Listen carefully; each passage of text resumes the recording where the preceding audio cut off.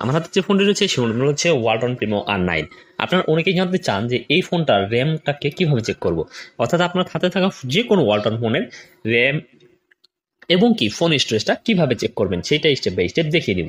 আপনি যদি আপনার হাতে থাকা ফোনের র্যাম এবং কি ফোন স্টোরেজটা চেক করতে চান, এই জন্য প্রথমে আপনাকে সেটিংস নামের যে অপশনটা রয়েছে সেই সেটিংস নামের অপশনটা কিন্তু আপনাকে খুঁজে বের করতে হবে। দেন আপনি যখন সেই সেটিংস নামের অপশনটাকে খুঁজে পাবেন, তারপর আপনি সেই সেটিংসে ক্লিক করে দিবেন। সেটিংসে ক্লিক করার পর আপনার সামনে অনেকগুলো অপশন চলে আসবে। আমার এখানে যেহেতু আমি আমার ফোনের র্যাম এবং কি ফোন স্টোরেজটাকে চেক করব, সেই জন্য এখান থেকে স্ক্রল ডাউন করব, স্ক্রল ডাউন করব, স্ক্রল ডাউন করব, একদম নিচে চলে যাব। এইখান থেকে আমাকে খুঁজে বের করতে হবে অ্যাবাউট ফোন নামে যে অপশনটা রয়েছে সেই অ্যাবাউট ফোন নামের অপশনটাকে। আমি যখন সেই অ্যাবাউট ফোন নামের অপশনটাকে পেয়ে যাব, দেন আমি সেই অ্যাবাউট ফোন নামের অপশনটাতে ক্লিক করব। অ্যাবাউট ফোন অপশনে ক্লিক করার সাথে সাথে কিন্তু আমার ফোনের ফোন স্টোরেজ এবং কি ইন্টারনাল স্টোরেজ কত জিবি সেটা দেখাচ্ছে। এখানে র্যাম হচ্ছে 3 GB এবং ইন্টারনাল স্টোরেজ হচ্ছে 32 GB অর্থাৎ 32 GB।